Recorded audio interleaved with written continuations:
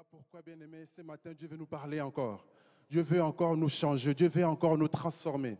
Nous allons continuer la série qu'on avait commencée sur le combat de l'identité. Vous vous rappelez le message sur le combat de l'identité? On avait vu dans la vie de Jacob que Dieu l'avait prédestiné à être un prince. Mais lorsqu'il est né, on lui a donné un nom de Jacob qui veut dire usurpateur, talonneur, celui qui tient les talons. Et c'est collé à la peau, il est devenu un menteur. Et les gens aussi le mentaient, les trompaient. Il trompait et les gens les trompaient. Il était béni de la bénédiction d'Abraham, mais dans sa vie, il ne voyait pas la manifestation de cette bénédiction. Et à un moment, il a lutté avec Dieu dans la prière pour que Dieu le change. Et Dieu l'a changé. Il a changé son nom. Son nom est devenu Israël. Et voilà pourquoi le peuple de Dieu s'appelle le peuple d'Israël. Amen. Et ce matin, nous allons voir les leçons qu'on peut tirer au travers de l'histoire de la vie de Jaïbet. Si vous ne savez pas qui est Jaïbet, nous allons lire la parole de Dieu. Dans 1 Chronique 4, versets 8 à 10. Alléluia. 1 Chronique 4, versets 8 à 10. Je vous prie de bien vouloir vous lever. Nous allons lire la parole de Dieu. Nous allons lire avec la version Martin. Lisons tous ensemble. Écote engendra Hanoub et Tchobeba, et les familles d'Ahatel, fils d'Arum, entre lesquels il y eut Jaïbet, plus distingué que ses frères, et sa mère lui avait donné le nom de Jaïbet, parce que, dit-elle, je l'ai enfanté avec travail. Or, Jaïbet invoqua le Dieu d'Israël en disant, « Oh, si tu me bénissais abondamment, et que tu étendisses mes limites, et que ta main fût avec moi, et que tu me garantisses tellement du mal que je fus sans douleur. » Et Dieu lui accorda ce qu'il avait demandé. Amen. Dans la version Louis II, on dit, sa mère lui a donné le nom de Jaïbet parce qu'elle a enfanté dans la douleur. Avec travail, dans la version Martin. D'autres versions disent avec peine, avec douleur. Vous savez, bien aimé, l'accouchement, ce n'est pas une chose facile. Si vous avez déjà accouché à l'accouchement, vous allez vous rendre compte à quel point c'est pénible. Malgré le péridural, mais on sent la douleur. Vous êtes à côté, vous vous rendez compte à quel point la femme souffre pour qu'un enfant vienne au monde. Et à l'époque, il n'y avait rien de tout ça, de péridural ou quoi que ce soit. C'était douleur. Et cette femme, la mère de Jaïbet, on ne cite pas son nom, on cite le père qui s'appelle Kotz, et avec les autres fils. Et on se rend compte que cette femme a tellement souffert pour donner naissance à cet enfant. Et elle donne un nom, peine. Peut-être parce qu'elle voulait se rappeler de cette souffrance qu'elle a eue. En guise de souvenir. Aujourd'hui, on a des enregistrements, on a des photos, on a des vidéos. Mais à l'époque, il n'y avait pas. Elle voulait peut-être se rappeler de cette souffrance parce que ça l'avait marqué. Mais elle donne un nom à un enfant sans savoir que derrière un nom, il y a une identité. Et derrière une identité, il y a un esprit. Parce qu'une identité doit te coller à la peau et doit manifester ta destinée. Et lorsqu'on donne un nom de douleur, mais l'enfant, on le prédestine à souffrir. Parce qu'à chaque fois qu'on va l'appeler, ce nom-là va s'attacher à son identité, va s'attacher à son ADN, va s'attacher à sa vie. Et il va vivre la souffrance. Mais vous verrez que Jaïbet, malgré que sa vie était souffrance, mais à un moment, il y a eu une prise de conscience. Il s'est rendu compte que je ne peux pas continuer à subir la souffrance. Je ne peux pas continuer dans la souffrance. Je refuse une vie de souffrance parce qu'il se rend compte qu'il est aussi fils d'Abraham. Il se rend compte que le Dieu d'Abraham, c'est aussi son Dieu. Il se rend compte que le Dieu d'Isaac, c'est aussi son Dieu. Il se rend compte que le Dieu de Jacob, c'est aussi son Dieu. Alors pourquoi souffrir? La première des choses que nous allons voir, première leçon à tirer, c'est que Jaïbet ne s'est pas victimisé. Amen. Il a évité la victimisation. Parce qu'aujourd'hui, c'est à la mode. Les gens aiment se victimiser. Pourquoi tu n'as pas de travail? Oh, les patrons sont méchants. Pourquoi tu n'es pas encore marié? Oh, je ne suis pas assez beau, les filles ne m'aiment pas. Pourquoi tu es toujours à la maison? Oh, parce que dehors, les gens sont méchants. Ils risquent de me faire du mal. On se victimise et on reste dans le statu quo. La vie ne change pas. Jaébet a refusé les statu quo. Il a refusé de se victimiser. Il a refusé d'accuser les autres à sa place. Il a pris ses responsabilités. Parce qu'il a compris que si je ne pose pas les actes, ma vie restera souffrance et douleur. Il a voulu plutôt vivre une vie de bonheur que Dieu a promis à ses enfants. Amen. Alors, la victimisation, c'est quoi? La victimisation, dans la psychologie, c'est cette tendance que les gens ont à s'apitoyer sur leur sort. Toujours en train de déprimer. Oh non, ça ne va pas. Oh, comment tu vas? Comme un lundi, ça ne va pas. Je me sens mal, j'ai mal dormi. Comment tu vas aujourd'hui? Ah, je suis toujours fatigué. Ça, c'est les gens qu'on voit tous les jours au travail. Ils tirent la tête dès le matin, toujours déprimés, toujours en train de chercher des excuses. Pourquoi tu n'as pas fait telle chose? Je n'ai pas le temps. Personne n'a le temps. Nous avons tous des occupations. Mais à un moment, il faut mettre des priorités en place. Il faut se dire que Dieu d'abord. Le pasteur nous a déjà bien expliqué, si on ne met pas Dieu dans une case en disant que Dieu est numéro 1 ici, là-bas c'est la famille numéro 2. Non, non, Dieu est Dieu. Qu'il prenne sa place de Dieu dans notre vie. Et si on est enfant de Dieu, on se soumet à Dieu, on obéit à Dieu et on sert le Seigneur. Qu'on ait le temps ou pas. Parce que Dieu est notre Dieu. Donc on évite de se victimiser. Oh non, je n'ai pas assez d'argent. Pourquoi tu ne donnes pas ta dîme? Oh, je ne gagne pas assez. Et même quand tu gagneras plus, il y aura toujours des besoins. Les besoins augmentent. C'est prouvé dans les études. Quelqu'un qui gagnait peu, il vivait avec le peu qu'il avait. On augmente son salaire, ben il augmente ses besoins. Et du coup, il n'a toujours pas d'argent. Mais lorsque tu apprends à gérer le peu, à savoir que je peux économiser, je peux donner à Dieu, je peux faire ceci, je peux faire cela. Quand tu auras plus, tu augmentes encore ton portefeuille dans tes investissements, tu augmentes dans ton épargne, tu augmentes dans tes dons, tu augmentes dans tout. Mais quand tu as toujours des excuses, tu ne feras jamais rien. Voilà pourquoi vous voyez des gens, même quand ils travaillent, mais vous voyez qu'ils n'ont rien. Ils augmentent les vêtements, maintenant c'est des sacs de marque. C'est tel sac que tel star avait mis, moi aussi je veux absolument l'avoir. Pour d'autres, c'est des voitures. Ah, tel nouveau modèle, je vais tout faire pour l'avoir. On s'endette et on se retrouve avec peu parce qu'on veut avoir tel type de voiture. Ça, c'est des excuses, c'est des victimisations. Tu es victime de la mode, victime de la consommation. Il faut éviter ces choses. À un moment, il faut qu'il y ait une prise de conscience, qu'on arrête d'accuser les autres, qu'on arrête d'accuser l'État en disant que l'État ne donne pas assez de subsides, qu'on arrête d'accuser nos patrons en disant qu'ils sont trop méchants, qu'on arrête d'accuser nos parents en disant qu'ils sont trop sévères. Les parents peuvent être sévères, mais tu peux t'en sortir. Nous, on a grandi avec des parents très sévères. Je suis fils d'un militaire, bien-aimé. À la maison, c'était la discipline. Tu te lèves le matin, tu vas à l'école, tu rentres, tu manges, tu fais tes devoirs. Et après, tu peux jouer. C'est bien carré, bien fait. Tu ne peux pas faire autrement. Même quand tu as déjà fait des devoirs, quand papa rentre, il doit te trouver en train de faire tes devoirs. Donc, quand il revient, tu sors déjà tes cours, et puis il voit que oui, tu as fait les devoirs. Quand il vérifie, tu réponds aux questions, c'est bon. Tu peux faire autre chose. La discipline. Et quand tu comprends le système, adapte-toi au système et fais les choses selon le système pour t'en sortir, au lieu de chercher des excuses. On accuse parfois les patrons ou les riches en disant qu'ils ne payent pas assez d'impôts parce qu'ils ont compris le système. Quand tu comprends le système, tu te rends compte qu'un employeur, il paye moins d'impôts. C'est plutôt les employés qui payent plus d'impôts. Deviens employeur. Paye moins d'impôts. Adapte-toi au système, tout simplement. Amen. C'est comme ça, au lieu de se victimiser. Parce que lorsqu'on se victimise, on commence à accuser les autres. On accuse les autres. Et on se bloque nous-mêmes. Qui aimerait être à côté de quelqu'un qui se plaint tout le temps en accusant les autres? Personne. Du coup, tu te bloques dans les relations. Tu aurais pu te marier, mais le gars, il arrive, il voit cette femme en train de se plaindre matin, midi, soir, il dit non merci.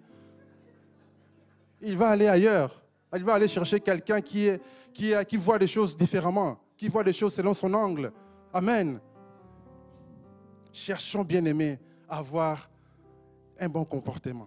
La souffrance sur cette terre, il y aura toujours des souffrances. Il y aura toujours des méchants. Il y aura toujours des trompeurs. Il y aura toujours des gens bizarres. C'est à nous de nous adapter.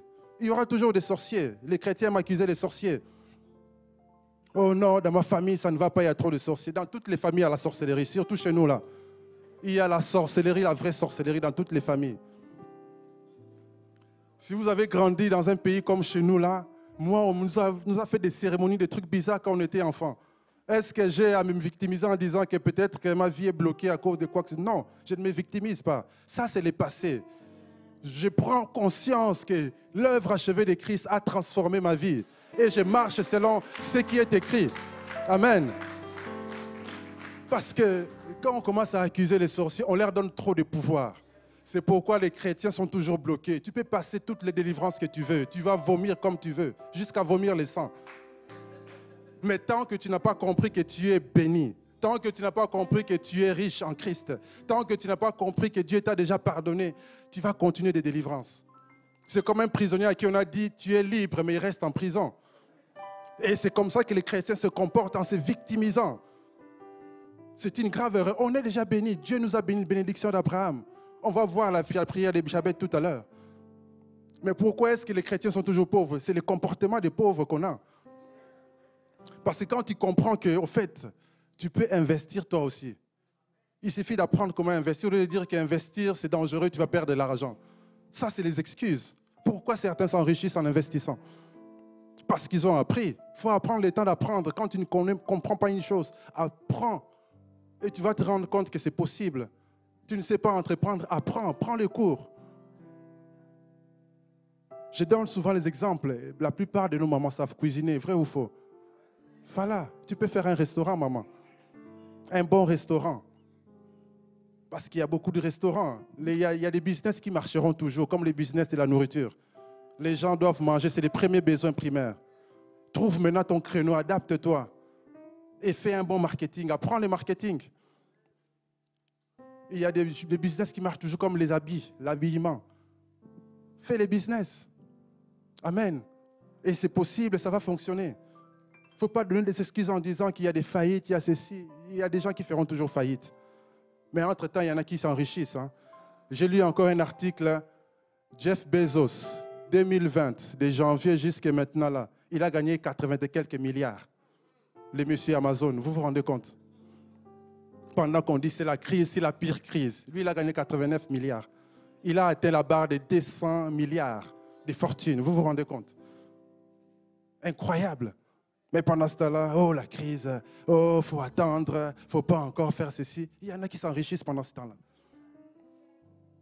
C'est pourquoi, bien-aimés, ayons une prise de conscience. Commençons à réfléchir. Commençons à se dire, c'est vrai qu'il y a des blocages. C'est vrai qu'il y a des choses spirituelles bizarres. Mais un problème spirituel, il faut les régler par la foi. Par la foi, il faut croire en l'œuvre achevée de Christ. Beaucoup de gens disent, oh non, il y a des hôtels familiales dans ma famille. Il y a des sorciers qui font les hôtels. Et même les prédicateurs s'adaptent. Certains profitent même pour manger l'argent des gens en disant, c'est vrai, les sorciers ont mis les hôtels contre ta vie maintenant. Pour sortir de cet hôtel-là, toi aussi, donne un grand sacrifice. Donne beaucoup d'argent. Comme ça, ton sacrifice sera plus grand que le sacrifice des sorciers. Et ton hôtel sera plus puissant et tu vas sortir de cette malédiction. C'est faux. Ça, c'est faux, ça, bien-aimé. Frère, hein? Parce que les gens disent quoi? Non, bâtis un hôtel plus puissant que les hôtels que les sorciers ont bâtis contre toi. Franchement, bien-aimé, ce que Jésus a accompli à la croix là, est-ce que c'est plus grand? Est-ce que c'est plus petit que les sorciers? Amen. À la croix, Jésus a bâti le plus grand hôtel qui existe. La Bible dit, il a dépouillé les autorités, les dominations, les principautés. Il les a livrées publiquement au spectacle en triomphant d'elle à la croix. Paul, lorsqu'il arrive à Corinthe, il dit, je ne veux pas savoir autre chose, si ce n'est le Christ crucifié. Paul commence par la croix parce que c'est la base de la vie chrétienne. On ne commence pas la vie chrétienne en disant, je cherche une guérison. Non, on commence par la croix, c'est les fondements. Je ne peux pas bâtir un autre hôtel que l'hôtel de Christ. Je m'appuie sur ce que Jésus a fait. Je dis au nom de Jésus, sur ce que Christ a accompli, je réclame ma guérison. Je réclame ma bénédiction. Et tu te tiens sur ça jusqu'à ce que les choses changent. Le problème, on ne persévère pas. Tu pries une fois et puis tu vois que les choses continuent et tu t'arrêtes. C'est une lutte. La lutte, ce n'est pas une seconde. Hein. Vous avez déjà regardé la lutte dans les Jeux Olympiques. Les gars, ils sont fatigués, ils sont là toujours en train de se tenir. Jusqu'à ce qu'on mette l'autre KO, qu'on les maintienne et qu'ils ne bougent plus. Là, on gagne. Et c'est l'énergie. Tous les jours, tu dois prier jusqu'à ce que les choses changent. Parce que c'est vrai que spirituellement, nous avons déjà été bénis. La nouvelle création, c'est au niveau de l'esprit. Mais maintenant, nous avons un corps, nous avons un sang. Notre sang n'est pas né de nouveau. Il est hérité de nos parents. C'est pourquoi la maladie héréditaire continue. Il y en a qui ont hérité des maladies de sang, des drépanocytoses et autres. Qu'est-ce que tu dois faire? Tu dois te tenir sur l'œuvre achevée de Christ jusqu'à ce que les choses changent. C'est une lutte. Il faut lutter tous les jours dans la prière et croire à ce que la Bible dit. Et quand on prend la Sainte Seine, il faut comprendre ce qui se passe par la Sainte Seine, parce que dans la Sainte Seine, tu communies avec le corps de Christ. Tu dis, le corps de Christ vient dans mon corps. Donc, dans le corps de Christ, il y a quoi? Il y a les cellules de Christ, que ces cellules-là viennent en moi. Il y a quoi dans le corps de Christ? Il y a dans son sang, il y a les plaquettes de Jésus, il y a les anticorps de Jésus, il y a les globules rouges de Jésus, les globules blancs de Jésus. Par la foi, accapare-toi de ces choses en toi. Dis, Seigneur, que ces choses s'attachent à moi et que toute trace de maladie quitte et que Christ soit manifesté dans ma santé, dans mon corps, dans mon sang, dans mon ADN, dans mes chromosomes. Et tu te tiens à ça jusqu'à ce que ça change. Il ne faut pas abandonner. Et les choses vont changer. Il faut persévérer. C'est une lutte. C'est une lutte. C'est tous les jours. C'est tous les jours jusqu'à ce que ça change. Les problèmes, on veut juste la facilité. Qu'on t'impose la main, tu tombes et tu crois que tu es guéri. Non. Ce n'est pas l'imposition de main, c'est la foi. C'est la foi qui change. C'est pour ça qu'on doit vraiment arrêter de nous victimiser, bien-aimés. On doit croire à ce que la Bible dit. La foi. Et Jaébeth a cru aux alliances de ses pères, aux alliances d'Abraham, aux alliances avec Isaac, Jacob, aux alliances avec au mont Sinaï. Il a fait foi en ça, il s'est appuyé sur ça. Et il a fait sa prière, on verra tout à l'heure, sur base de ça. Il a invoqué le Dieu d'Isaac, on va voir ça tout à l'heure. Donc nous, bien-aimés, appuyons-nous sur l'œuvre achevée de Christ. La Bible dit que Christ s'est fait malédiction pour que nous soyons bénis. Et cette bénédiction nous introduit dans la bénédiction d'Abraham. Et la bénédiction d'Abraham, c'est la bénédiction que nous devons manifester. Amen. Voilà pourquoi, bien-aimés, on doit arrêter parce que Christ lui-même s'est fait victime. La Bible dit qu'il a été victime expiatoire pour nous racheter. Il a été victime, donc nous, on arrête d'être des victimes. Il faut refuser de se faire victimiser. Il faut refuser de souffrir des souffrances que j'appelle gratuites. Il y a la bonne souffrance que la Bible appelle communion aux souffrances de Christ. Paul disait, je ne fais plus aucun cas de ma vie parce que je cours vers le but. Paul dit, tout ce que j'ai là, je considère ça comme une perte parce que je veux atteindre Christ. Et il veut communier aux souffrances de Christ.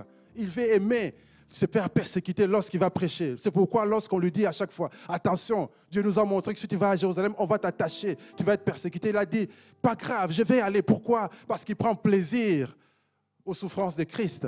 Ça, c'est la bonne souffrance. Parce que derrière cette souffrance, il y a une grande récompense. Il prend plaisir à ça. Ça, c'est la bonne souffrance. Mais souffrir gratuitement de la maladie, ça, il faut refuser, bien-aimé. La maladie, ça arrive, mais il faut refuser la maladie. Il faut refuser la pauvreté. Qu'est-ce que Dieu gagne si je suis pauvre, je n'arrive même pas à venir au culte? Parce que je ne sais pas, bon, au Luxembourg, le transport est gratuit maintenant. Gloire à Dieu pour nous au Luxembourg. Mais dans d'autres pays, il faut payer les transports. Si je ne sais pas me payer les transports pour venir au culte, qu'est-ce que Dieu gagne dans ça? Dieu n'a rien à gagner. Si je passe de souffrance en souffrance, ça finira par me décourager. Et il y en a qui rétrogradent à cause des souffrances. C'est pourquoi il faut refuser. Il ne faut pas chercher à porter la croix qui n'est même pas une croix. C'est une charge inutile. Dieu dit, dépose tes fardeaux.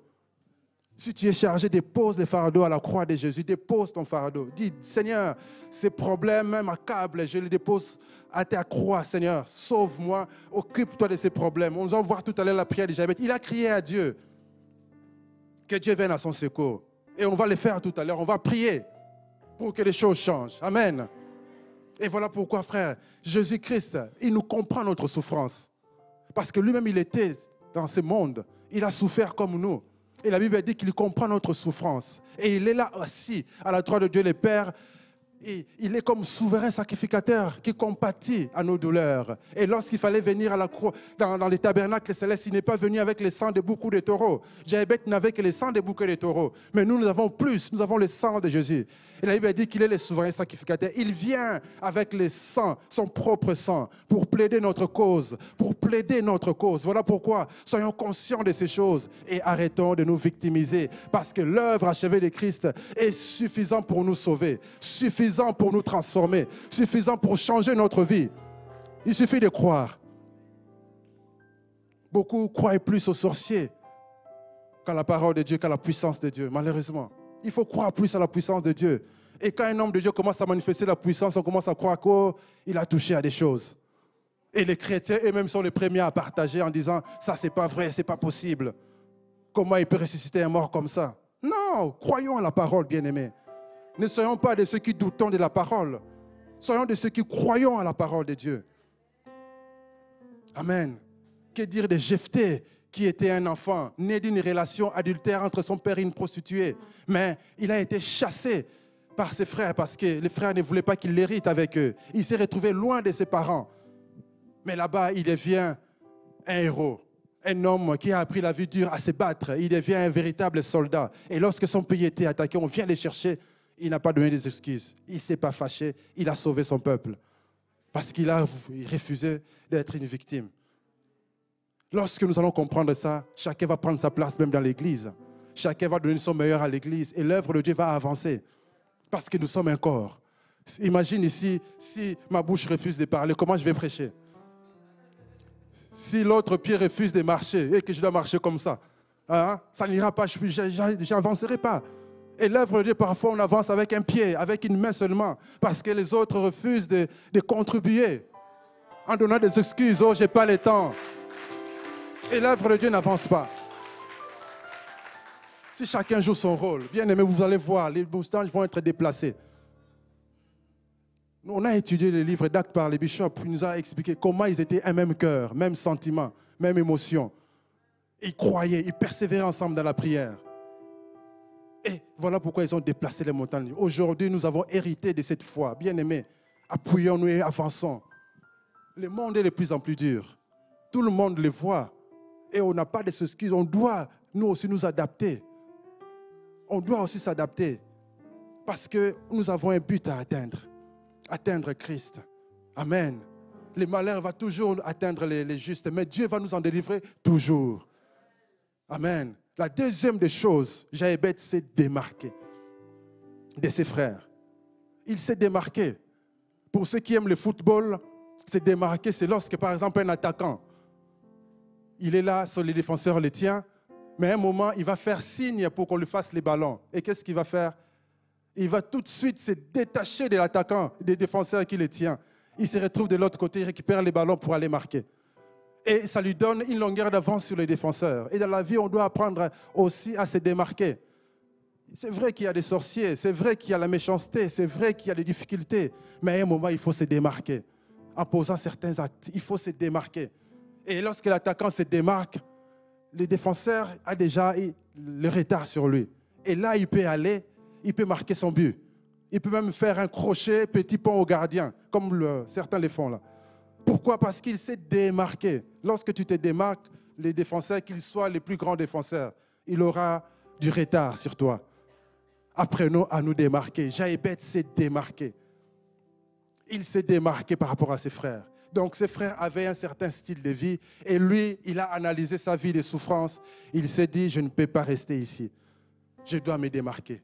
Je dois me distinguer. La Bible dit qu'il était le plus distingué de ses frères. La version Chouraki dit qu'il était le plus glorieux de ses frères. Ça veut dire qu'il avait une gloire supérieure. Mais comment? C'est un contraste. On a dit que souffrance, sa vie était souffrance, sa mère l'a appelé souffrance. Douleur, Jaébet.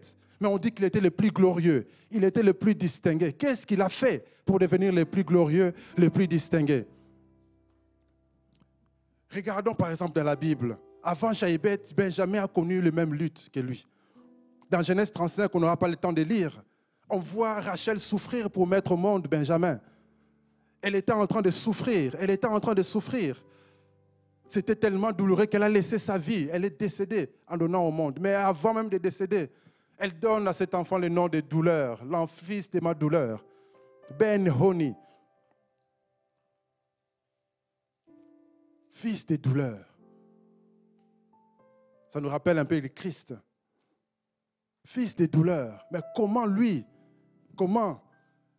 il va grandir en étant un fils des douleurs? Alors Jacob, le patriarche, lui qui a connu les mêmes luttes, lui qui a aussi souffert en ayant un nom qui veut dire usurpateur, voleur, il a compris qu'il ne pouvait pas laisser son enfant en portant un nom fils des douleurs. Il a changé en donnant le nom fils des maladroites, Benjamin, Benjamin. Et voilà pourquoi Benjamin a été un vaillant héros. Quand vous lisez l'histoire, vous vous rendez compte que cette tribu de Benjamin, c'était des guerriers. Au lieu d'être des gens faibles, ils se sont démarqués, ils sont devenus des gens forts. Ils sont devenus des vaillants guerriers. C'était des hommes de guerre qui ont combattu pour prendre possession de la terre promise. Ils étaient en avant. Et vous remarquez même que le premier roi d'Israël, c'était de la tribu de Benjamin. C'était un costaud, un vaillant héros, qui était aussi un homme de guerre, très costaud. La tribu de Benjamin. Donc, ils étaient des Ben Honi, ils sont devenus des Benjamins. Parce que Jacob, qui avait compris les principes spirituels sur l'identification, sur le nom, il avait changé ce nom rapidement. Je ne vous demande pas d'aller tous voir des juges pour changer de nom. Mais vous allez voir que Jaébet n'a pas eu besoin de changer de nom. Il a simplement changé la perception. Il a simplement modifié l'influence spirituelle qu'il y avait sur lui. Il a modifié son ADN spirituel. Il a modifié son appellation spirituelle. Et c'est ce que nous allons faire aussi, bien-aimés. Tu n'es pas obligé d'aller voir le juge pour changer de nom. Mais spirituellement, tu peux tout changer. De sorte que lorsqu'on t'appellera, ça sera la gloire. Tu seras les glorieux, les distingués, comme Jaébet. Et Jaébet s'est démarqué. Il s'est démarqué de ses frères. Dieu a transformé sa faiblesse en force. Dieu a transformé son destin, qui était la souffrance, en un destin glorieux. Alors comment est-ce qu'il est devenu l'homme le plus considéré par rapport à ses frères? Il a eu un autre état d'esprit. Il a changé son système de pensée. Il a commencé à chercher la solution au lieu d'accuser les autres. Il a commencé à étudier l'histoire de ses ancêtres. Et il s'est rendu compte que ses ancêtres, Abraham, Isaac et Jacob, c'était des gens bénis. Il s'est rendu compte que dans son histoire, avec Moïse, ils ont des promesses, ils ont des alliances. Alors, il s'attache aux promesses, aux alliances de son peuple. Il commence à invoquer son Dieu. On va voir ça tout à l'heure. Il se distingue dans tout ça. Les gens pouvaient le prendre pour un fou. Les gens pourraient le prendre pour qui est-ce qui se prend? Pourquoi il passe tout son temps à chercher à changer son environnement? Il faut chercher ça, à changer. Moi qui vous parle, je suis né, j'ai grandi dans un milieu très pauvre.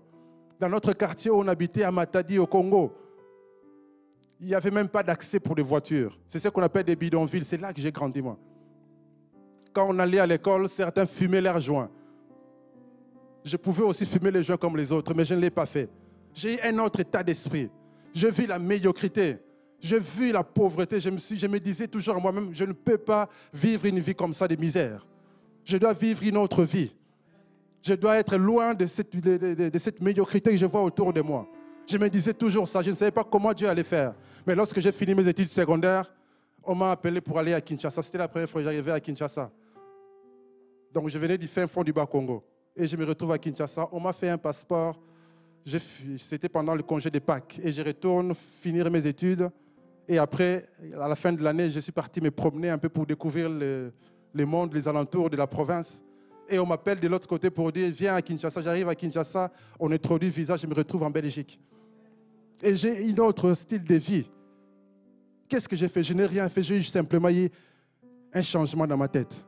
Et lorsque tu changes dans ta tête, Dieu s'aligne à ce que tu as comme perspective. Les ciels s'alignent avec toi pour t'amener dans ta destinée. Tout se passe dans la tête. Parce que lorsque tu as un mindset de vainqueur, Dieu te conduit dans la victoire. Amen. Tout se passe dans la tête. Si tu vois misère au-dedans de toi, tu restes dans la misère. Mais même si ton environnement est un environnement de pauvreté, de misère, quand dans ta tête, toi tu vois autre chose, tu vas te comporter différemment. Et sur base de ça, Dieu va te sortir de là. Comment il va se faire, on ne sait pas, mais il va s'y prendre parce qu'il est Dieu. Rappelez-vous de celui qui était à Lodébar, comment on l'appelle encore là? Néphibosheth, à Lodébar, dans un lieu de misère, mais comme il avait la mentalité des princes en lui, un jour Dieu l'a sorti de là pour qu'il s'asseye à la table du roi. C'est la mentalité qui compte, bien-aimé. Et lui, il s'est démarqué par rapport à sa mentalité, en disant que je ne peux pas supporter cette pauvreté. Je dois me démarquer. Je dois avoir un autre style de vie. Tu peux être dans un milieu pauvre, mais tu parles bien. Tu te comportes bien. Il y a des choses que j'ai fait dans mon enfance, c'était un peu de la folie. À l'époque, je trouvais ça normal. Mais aujourd'hui, avec un peu de recul, je me dis, mais c'était bizarre. Oui, j'étais un enfant assez bizarre. Parce que je me rappelle, j'avais 5 ans. Parce que mon père, il m'attaquait tout le temps. Il faut étudier, c'est les examens, il faut étudier. Alors, lorsque j'ai appris qu'il y avait des examens, parce qu'à 5 ans, j'étais un peu en avance dans les études. À 5 ans, j'étais déjà à l'école primaire. J'ai fait qu'un an dans le maternel et puis je suis passé en primaire directement. À 5 ans, donc, j'étais à l'école primaire. J'ai appris, oh, il y aura des examens. Ah bon, ok, je vais étudier aussi. Je me réveille à 5 heures du matin pour étudier, revoir mes cours. Pour que ça soit frais dans ma tête. Imagine un enfant de 5 ans. À l'époque, je trouvais ça normal, mais quand je vois mes enfants, je me rends compte que j'étais bizarre vraiment. Donc, je me réveille et je revois mon cours. Et mon père se réveille, il me voit en train d'étudier au salon. Il a dit, c'est pas possible, cet enfant est vraiment extraordinaire. Et là, il me bénissait à chaque fois. Pendant que mes grands frères, grandes sœurs se faisaient gronder, insulter, parce que mes parents ne comprenaient pas les principes des paroles, moi, en posant certains actes, je recevais uniquement la bénédiction de mes parents. Et ça m'a propulsé dans ma destinée. Donc, à 5 ans, je sors mes cours, je commence à réviser mes trucs. Il n'y avait pas grand-chose à étudier, mais j'essayais d'étudier quand même, parce que papa avait dit qu'il faut étudier. J'étudie. Amen. Et en faisant des choses comme ça peut sembler bizarre, mais fais-le parce que c'est lié à ta destinée. Dieu te prépare de grandes choses. Et Jaïbet a fait ce genre de choses en ayant une mentalité d'un homme glorieux, un homme distingué. Et Dieu le préparait pour sa destinée, pour qu'il devienne cet homme glorieux par un mindset différent. Voilà pourquoi, bien-aimés, distinguons. Rappelez-vous de Joseph. Lui aussi, il a distingué dans son caractère. Quand vous lisez l'histoire de Joseph, il y a tellement de leçons à tirer de l'histoire de Joseph. Joseph, il a distingué dans son caractère. Dans Genèse 37, lorsqu'on cite la postérité de Jacob, on ne commence pas par citer l'aîné. L'aîné, c'était Ruben. On ne cite pas Ruben, on ne cite pas Siméon, on ne cite pas Lévi, on ne cite pas Judas. On commence par Joseph, en disant que Joseph, il était avec ses frères. Et il rapportait les propos mauvais de ses frères à son père. Et son père l'aimait beaucoup. Son père lui a donné une tunique qui avait beaucoup de couleurs. Et quand tu lis entre les lignes, tu comprends que c'était un enfant fidèle, loyal à son père. Il ne permettait pas qu'on parle mal de son père. C'était un enfant qui obéissait à son père. C'était un enfant soumis à son père, comme le dit la Bible. Et par cette fidélité, Dieu l'a distingué. Quelque temps plus tard, on dit Dieu lui a donné des rêves. Il se voit une étoile qui brille plus que les autres étoiles. Les autres s'agenouillent devant lui. Parce qu'il a été distingué dans son caractère. Voilà pourquoi j'aime dire aux enfants, aux jeunes gens, obéissez aux parents. Obéis aux parents, c'est la clé de la réussite. Obéis aux parents. Fais ce que tes parents te demandent. Même quand tu ne comprends pas, fais simplement. Fais. Tu es en train de te propulser dans ta destinée. C'est la clé. Joseph s'est distingué par rapport à ça. Que dire de Daniel et ses frères? Ils ont été distingués. Lorsqu'ils arrivent à Babylone, ils étaient jeunes, adolescents. Quand on est jeune, on est loin des parents, on peut faire tout ce qu'on veut. Il n'y a personne pour te gronder.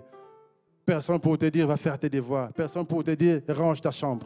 Personne pour te dire, va aider un peu les parents. Tu es libre de faire ce que tu veux. Mais ces jeunes gens-là n'ont pas profité pour commencer à faire n'importe quoi. La Bible dit qu'ils ont pris une résolution. Ils ont pris une résolution de ne pas s'essuyer. Est-ce qu'un jeune peut dire, je prends la résolution de ne pas me faire essuyer? Il a pris la résolution, lui et ses frères. Ils ont créé leur ligue, leur association, leur ligue des champions. Pas pour jouer au foot, mais pour ne pas s'essuyer, pour obéir à la loi de Dieu. Ils ont été ensemble et ils ont dit, on ne mange pas la nourriture souillée. Et Dieu leur a donné grâce. On les a laissés faire leurs choses. Et plus tard, on dit quoi? Ils ont été 10 fois supérieurs aux autres. 10 fois plus intelligents que les autres. Comment est-ce qu'ils arrivent à se distinguer? Par leurs résolutions. Ils ont pris des bonnes résolutions. Salomon s'est distingué dans sa sagesse. Il était le roi le plus sage. On n'a jamais vu un roi aussi sage. La Bible dit que sa sagesse était supérieure à la sagesse égyptienne. Sa sagesse était supérieure à la sagesse des Chaldéens, des fils de l'Orient. Quand on dit la sagesse égyptienne, c'est quoi la sagesse égyptienne? C'est toute la magie, tout ce que tu vois en Égypte là. Pour ceux qui ont déjà étudié l'Égypte, pour voir toutes les théories qu'on connaît aujourd'hui des mathématiques, géométrie, trigonométrie, toutes ces choses-là viennent de l'Égypte. Les Grecs ont juste fait copier, coller, ils ont mis leur nom. Au théorème de Pythagore, ça vient de l'Égypte. Au théorème de Thalès, ça vient de l'Égypte. C'est eux qui ont tout fait. Et les Grecs, à l'époque de l'Alexandre le Grand, sont venus étudier chez les Égyptiens pour apprendre. Après, ils sont partis ramener en Europe. Et donc, la sagesse de Salomon était supérieure à cette sagesse-là. Il suffit de voir les pyramides là. Tout le monde, personne n'arrive à comprendre comment ils ont fait. Et la sagesse de Salomon était supérieure. Que dire des Chaldéens, les fils de l'Orient? Tout ce qu'on connaît comme cartographie du ciel, dans l'astronomie, ça vient des Chaldéens, les fils de l'Orient. Et aujourd'hui, on utilise la même cartographie. Il y a, je ne sais pas combien de siècles, ils connaissaient déjà ces choses-là. C'était des gens très intelligents, des astronomes. Et aussi, il y avait aussi des astrologues qui invoquaient les esprits par les astres et autres là. Mais il y avait aussi des astronomes qui ont étudié l'astre, qui ont cartographié le ciel, les mouvements du soleil et tous ces signes du ciel. C'est eux qui l'ont fait. C'était des gens très intelligents. Mais leur sagesse, la sagesse de Salomon dépassait la sagesse de tous ces gens-là. Salomon le surpassait. Comment? Parce qu'il a cherché Dieu. Il a voulu que Dieu le distingue dans la sagesse. Il avait un père qui était un vaillant guerrier. Il pouvait dire, je veux aussi être un vaillant guerrier comme mon père David. Lui, il a demandé à Dieu la sagesse. Que Dieu te distingue aussi dans la sagesse, bien-aimé. Et David a distingué dans son mental, comme on disait tout à l'heure. Jeune face à Goliath, il n'a pas eu peur. Un adolescent, 17 ans. Est-ce qu'il y a quelqu'un qui a 17 ans ici? Face à Goliath, qui avait plus de 3 mètres. Imaginez quelqu'un qui a plus de 3 mètres et qui est comme ça là. Une colosse. Et toi, il vient en plus là, je vais te tuer, je vais couper ta tête. Donc Goliath, il regarde, il rigole, il dit, mais cet enfant. Donc il se moque. Parce qu'il regardait avec ses yeux physiques. Or, David était dans une dimension spirituelle. David comprenait que j'ai reçu l'onction de Dieu. Et parce que j'ai l'onction de Dieu sur moi, donc le Dieu d'Abraham, d'Isaac et de Jacob est avec moi. Et donc, comme ce Dieu-là, c'est le plus grand géant, c'est le plus grand guerrier, il est avec moi, l'Éternel des armées, je vais te couper la tête. Et il a coupé la tête de Goliath. Il n'a pas parlé simplement comme certains aiment trop parler, mais il a montré les actes. Et s'il a pu montrer les actes, c'est parce que c'était un enfant qui avait une intimité avec Dieu. C'est lui qui a composé la majeure partie des psaumes. Les psaumes sont des prières, sont des moments d'intimité avec Dieu, sont des moments prophétiques où il est entré dans une dimension spirituelle. Il pouvait voir la scène de la croix pendant qu'il jouait sa guitare. Il pouvait voir des choses qui allaient arriver.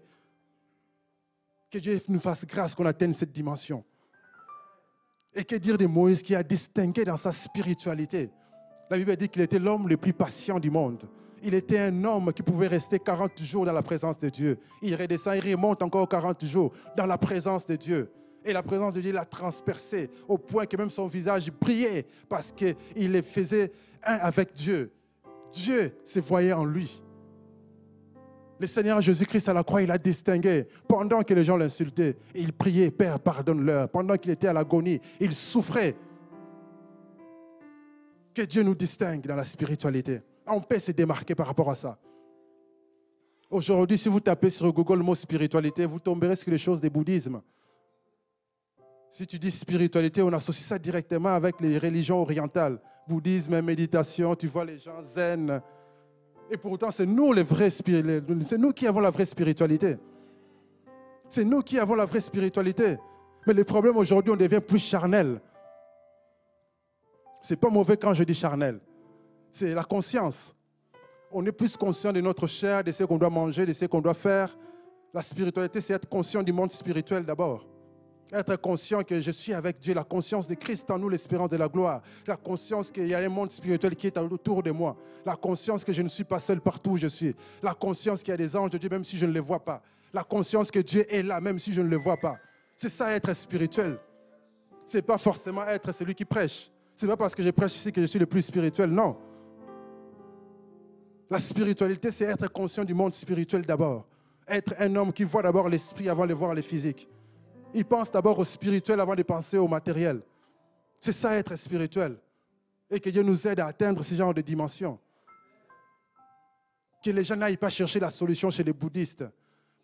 J'ai étudié un peu tous les problèmes de l'âme qu'il y a parce que j'ai fait une série sur Internet là, sur les blessures. J'ai étudié un peu, je me rends compte toutes les solutions que les psychologues aujourd'hui proposent aux gens. Oh, vas-y, fais la sophrologie. Vas-y, fais l'hypnose. Vas-y, fais la méditation pour trouver la solution. C'est des choses spirituelles. Ils amènent les gens vers l'occultisme. Et aujourd'hui, la science s'associe avec l'occultisme. Je lis beaucoup de choses des scientifiques aujourd'hui. Beaucoup de scientifiques sont dans l'occultisme. C'est même dans les cours, on les donne maintenant. Tu fais une formation, une partie de la formation, on te dit méditation. Une partie du cours, méditation. Et pourtant, tu es en train d'étudier les sciences. Ah oui, on associe maintenant science avec spiritualité. Et quelle spiritualité? Les histoires orientales. Et tu verras qu'aujourd'hui, dans tous les livres, quand tu lis les livres où on te donne des principes pour réussite, les livres d'avant, ça va encore. Aujourd'hui, là, des choses du bouddhisme dedans. Oh, méditation, méditation. On en parle partout. Et ça m'énerve tellement que j'aimerais noyer Internet des bonnes choses. Et que les gens s'associent à moi. Noyons l'Internet des bonnes choses. Publions des bonnes choses. Et que les gens trouvent la solution auprès de Dieu, au lieu que d'aller trouver des choses sur le bouddhisme. Ça m'énerve. Mais oui, ça m'énerve. Même les études, maintenant on associe ça à la méditation. Des scientifiques qui te diront que maintenant c'est possible de se guérir soi-même. Fais juste la méditation. Ce n'est pas possible. Et la médecine est en train d'aller vers cette lignée-là. Oh, on peut t'opérer par l'hypnose, on n'a plus besoin de t'endormir avec l'anesthésie. Et c'est de plus en plus. Et les gens vont vers ces choses-là. Parce qu'ils n'ont pas de solution, ils sont vides. Et comprenons ces choses-là, bien-aimés. C'est pourquoi on doit distinguer dans notre spiritualité. Il faut que quand on voit un chrétien, qu'on ne soit pas seulement des gens qui parlent. Ça, c'est la religiosité. Soyons spirituels. La spiritualité, c'est différent. La spiritualité, c'est cette capacité de démontrer Dieu comme les Daniel. Ils étaient jeunes. Ils n'ont pas dit qu'on est trop jeune et on va laisser ça à nos parents. Non, non. Jeunes mais spirituels, capables de défier les rois en disant « Laissez-nous manger nos légumes ». Et ils n'ont qu'à manger leur viande. Et on va voir. C'est la foi. Et Dieu les a honorés. Dieu les a distingués parce qu'ils ont pris la bonne résolution. Que Dieu distingue chacun ce matin. Au nom de Jésus-Christ. Malachie dit que Dieu va mettre la différence entre ceux qui les servent et ceux qui ne les servent pas. Et cette différence-là viendra par ces choses. Lorsque notre caractère fera la différence. Lorsque dans nos actes, dans nos résolutions, on verra la différence. Lorsque dans notre spiritualité, on verra la différence. On fera la différence et le monde verra que réellement nous sommes des gens distingués et ils viendront vers nous. Parce que le monde cherche la solution. La Bible dit que ce monde, la nature, crie, cherche la révélation des fils de Dieu. Et que les fils de Dieu se révèlent. Que Dieu révèle ce qui est en nous. Et que cela se manifeste. Que dans ce monde qu'on voit que non, la chrétienté, c'est la vraie spiritualité. Parce qu'aujourd'hui, quand on dit qu'on est chrétien, les gens se moquent directement. Mais quand quelqu'un dit « je fais la méditation », les gens commencent à les respecter. Ah bon, tu fais la méditation? Ah bon, oui, chaque matin, j'ai mon rituel, je fais ma méditation. Ensuite, je commence à me rappeler de mes rêves, je commence à noter, je commence à faire les vides, blablabla, blablabla. Et les gens les racontent maintenant. Les gens les racontent maintenant ouvertement. Oh, j'arrive à sortir de mon corps. Oui, et ça passe à la télé, dans les médias. Et ça ne gêne personne que c'est l'occultisme, c'est des mauvaises choses. Ça ne gêne personne. Parce que les médias sont tenus par les gens qui sont dans l'occultisme.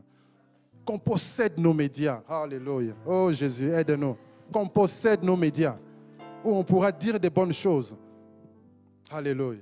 La troisième des choses que Jaébet, comme leçon qu'on peut tirer, il a invoqué le Dieu d'Israël. Et tout à l'heure, nous allons invoquer le Dieu d'Israël. Il a invoqué Dieu. Invoquer Dieu veut dire crier à Dieu, crier à l'aide, que Dieu vienne à notre secours. Lorsque ça ne va pas, ne crie pas aux gens, crie à Dieu. Dieu est notre Père. Regardez un bébé, lorsqu'il se réveille, il voit que ça traîne, il va crier. Et sa maman ou son papa viendra le chercher. Et s'il ne crie pas, les parents sont occupés, ils sont en train de faire autre chose. Ils vont dire, ah ça va, l'enfant est calme, c'est bon, je profite, je vais faire mes choses. On fait. Tant que l'enfant n'a pas crié, on ne bouge pas, on continue à faire ce qu'on est en train de faire. Mais il faut que l'enfant crie. Et quand l'enfant crie, on arrête tout, on va chercher les bébés. On doit faire la même chose. Si Dieu était occupé chez les voisins, dis Dieu, maintenant tu viens chez moi. Maintenant tu viens t'occuper de moi. Il faut crier à Dieu. Ce matin, on va crier à Dieu, bien-aimé. Il faut que les choses changent. Il faut que les maladies quittent le corps au nom de Jésus. Il y en a marre de voir nos bien-aimés souffrir dans le corps. Il y en a marre. Il faut que ça s'arrête. On va crier à Dieu au nom de Jésus. Yes, il faut que ça s'arrête. Il a invoqué Dieu, que Dieu vienne au secours. Parce qu'il a compris que maintenant il faut prier. Parce qu'il y a une puissance. Lorsque nous prions, il y a une puissance qui se dégage. Lorsque nous crions à Dieu, Dieu envoie ses anges. C'est comme la vision de l'échelle que Jacob avait vue. Il a vu le ciel ouvert. Les anges de Dieu montent et descendent. Ils montent avec les prières. Ils descendent avec la réponse. Et aujourd'hui, le ciel est déjà ouvert. Parce que Jésus a déjà inauguré l'autoroute du ciel. Les anges de Dieu sont en train de monter et de descendre. Et aujourd'hui, bien-aimés, nous voulons que Dieu se manifeste dans nos vies. Il a invoqué Dieu. Nous allons invoquer Dieu. Il a demandé, première des choses, la bénédiction d'Abraham. Si tu me bénissais, il parle de quelle bénédiction? Bénédiction d'Abraham. Et aujourd'hui, en Christ, nous avons accès à la bénédiction d'Abraham. Et nous allons crier à Dieu tout à l'heure que Dieu manifeste cette bénédiction en nous. Nous voulons avoir cette supériorité que Dieu a promis à Abraham parmi toutes les nations. Quand on parle des nations, ce n'est pas forcément pays. Lorsqu'on parle des nations, on parle des ethnos, les mots grecs, ce qui veut dire un groupement d'un peuple qui parle le même langage. Il y a ethnos, les gens de Facebook, c'est un ethnos, c'est une nation Facebook aujourd'hui. Les Instagrammeurs aussi, c'est une nation. Parce qu'ils ont leur langage, ils ont leur manière de poster leurs photos. Les gens de Snapchat, c'est aussi une nation. Ils ont leur manière de faire leur snap, que jusqu'à aujourd'hui, je n'ai pas encore compris. Je suis un peu dépassé maintenant. Ah oui, on n'arrive plus à suivre. Et les informaticiens ont aussi leur nation. Ils ont leur langage. Ils parlent en binaire, que personne n'arrive à comprendre. Ils ont leur langage. Les avocats ont leur langage aussi. Les médecins ont leur langage. C'est des ethnies, c'est des nations. Et nous allons prier que Dieu nous donne la supériorité. Ça, c'est la bénédiction d'Abraham. Qu'on soit distingué, qu'on constate que non, ce médecin-là, pourquoi est-ce qu'il est comme ça? Quand on va venir voir, tu vas leur démontrer ta spiritualité.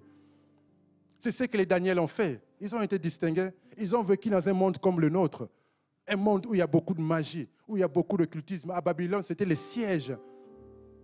C'est là qu'il y avait tous ces astrologues, ces chaldéens. Les rois étaient entourés de tous ces gens-là, magiciens, sorciers et autres là. Mais Dieu les a distingués. C'est pourquoi il ne faut pas dire que dans ce milieu-là, il y a trop d'occultisme. Mais vas-y, que Dieu te distingue là où tu vas aller.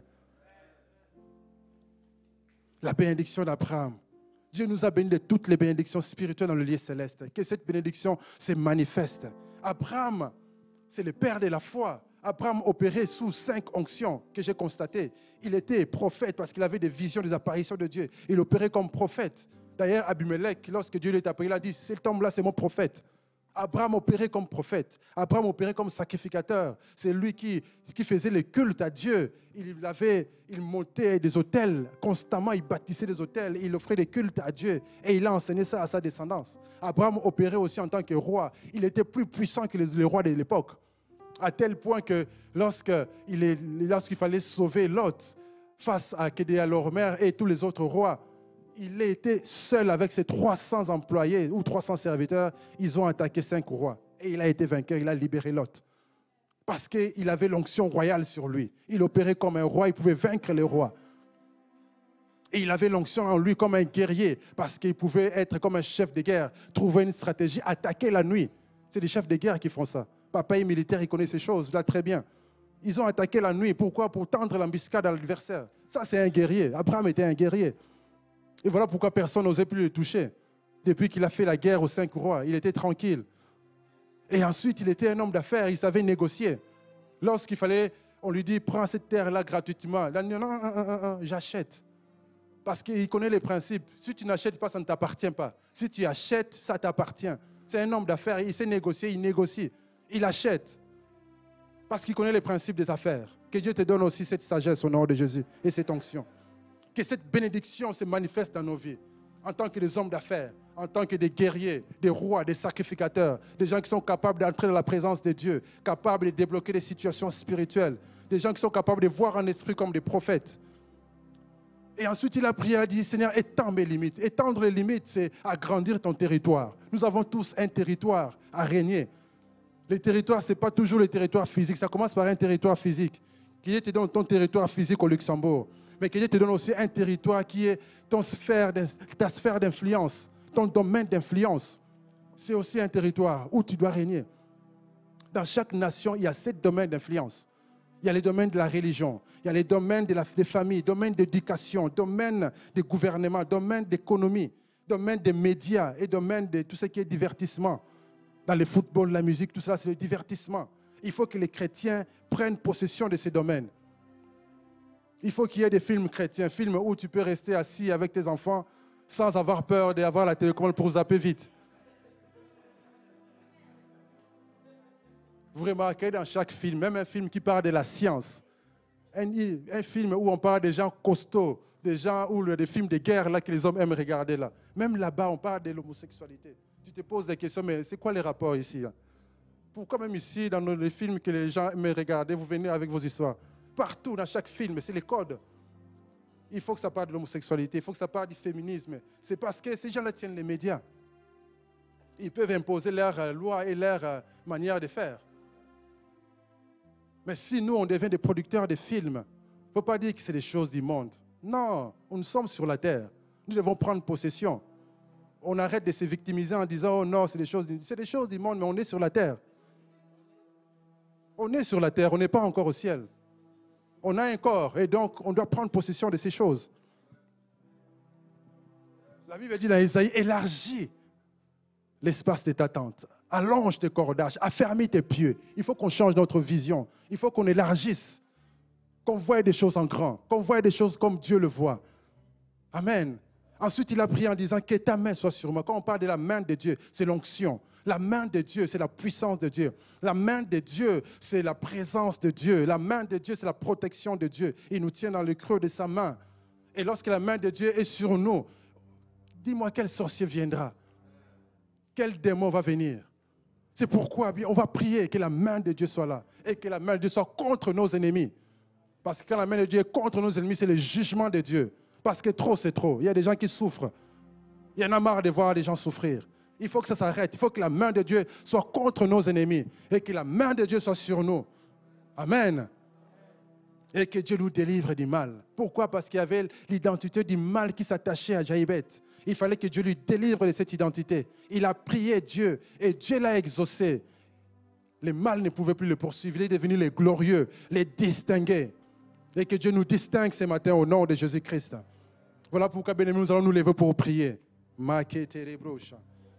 Yes, Lord. Nous allons prier. 4 points de prière, comme on a vu. Que la bénédiction d'Abraham se manifeste. Au nom de Jésus. Nous allons prier que la bénédiction d'Abraham se manifeste. Si vous ne connaissez pas la bénédiction d'Abraham, Dieu a promis quoi à Abraham? Il a dit, je rendrai ton nom grand. Que ton nom devienne grand. Que quand on cite Didier Koy, on sait que c'est une personne distinguée. Un grand serviteur de Dieu. Quand on cite Ouedraogo au Luxembourg, on sait que c'est un bishop, mais aussi une famille de serviteurs de Dieu, qu'on respecte. Et quand on mettez votre nom, quand on cite votre nom là, qu'on voit que c'est une famille de gens distingués dans ce pays. Et plus tard, Jaïbet est devenu le nom d'une ville.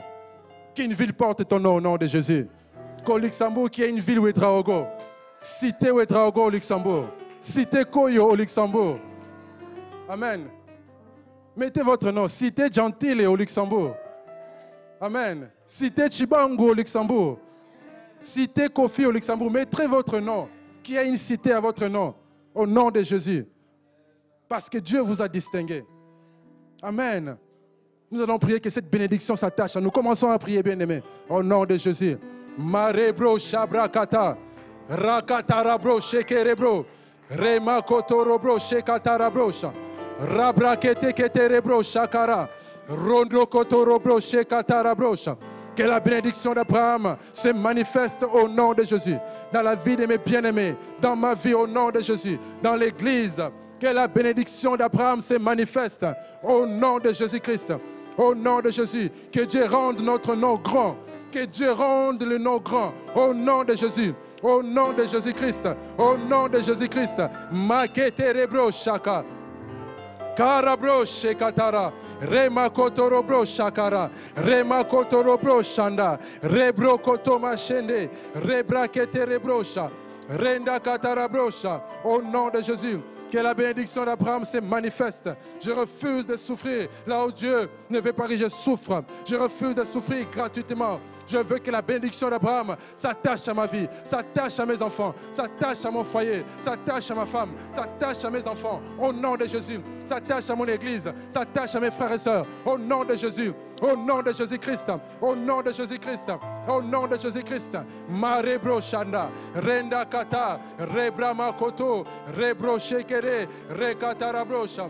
Dieu, distingue-nous. Distingue-nous. Nous possédons la porte de nos ennemis. Nous possédons la porte de nos ennemis. Dieu nous donne la supériorité sur toutes les nations. Dieu rend notre nom grand. Dieu nous fait des gens bénis. Nous sommes bénis. Que cette bénédiction se manifeste au nom de Jésus. Au nom puissant de Jésus. Au nom puissant de Jésus. Au nom puissant de Jésus. Au nom puissant de Jésus-Christ. Shabrakatarabrosha. Au nom de Jésus. Au nom de Jésus. Nous allons prier que la main de Dieu soit sur nous. Comme la main de Dieu était sur Ézéchiel, Dieu l'a transporté dans une vision où il y avait les ossements desséchés. Il pouvait prophétiser et les ossements desséchés sont devenus une grande armée. Que Dieu mette les paroles dans nos bouches afin que nous devenions des prophètes de notre propre vie. Que sa main soit sur nous et que nous puissions prophétiser sur notre futur, sur notre vie. Prions au nom de Jésus. Que ta main soit sur nous. Seigneur, que ta main soit sur nous. Comme ta main était sur Ézéchiel, au nom de Jésus. Il a prophétisé au nom de Jésus-Christ et sa vie a changé. Au nom de Jésus-Christ, que ta main soit sur nous, que ta main soit sur nous, sur nos bien-aimés, au nom de Jésus, sur nos frères et sœurs, sur notre bishop, sur nos frères et sœurs, sur l'Église, que ta main soit sur l'Église, que ta main soit sur l'Église, que ta main soit sur nos familles, que ta main soit sur Maman Florence, au nom de Jésus, au nom puissant de Jésus, au nom puissant de Jésus, que ta main soit sur nous, que ta main soit sur nous. Que ta main soit sur nous, que ta main soit sur nous. Au nom de Jésus, conduis-nous dans la victoire. Je prophétise la victoire. Je prophétise la guérison. Je prophétise les bonheurs. Je prophétise la grâce. Je prophétise l'accomplissement des plans de Dieu. Au nom de Jésus-Christ, je vais atteindre ma destinée. Je vais atteindre ma destinée. Je vais atteindre le but de Dieu pour moi. Au nom de Jésus, je prophétise la bonne santé. Je prophétise la richesse, la gloire, la distinction. Au nom de Jésus-Christ, plus de limitation. Je brise les barrières. Je brise les barrières. Je brise les barrières. Au nom de Jésus-Christ. Nous allons prier que Dieu étende nos limites. Que Dieu agrandisse nos territoires. Nous refusons de rester à l'étroit. Prions que Dieu nous agrandisse, que Dieu nous élargisse, que Dieu nous étire. Prions au nom de Jésus en faisant les mouvements des mains comme ça au nom de Jésus. Au nom, nous refusons de rester à l'étroit. Au nom de Jésus, étends nos limites. Étends nos limites. Nous voulons l'expansion. Expansion au nom de Jésus. Nous refusons de rester à l'étroit. Nous prions pour l'élargissement. Élargissement du territoire. Je prends possession des médias. Je prends possession de l'économie. Je prends possession de l'éducation. Je prends possession de la famille. Je prends possession de la religion. Je prends possession du gouvernement. Je prends possession des divertissements. Au nom de Jésus-Christ. Au nom de Jésus-Christ. Élargis mon territoire.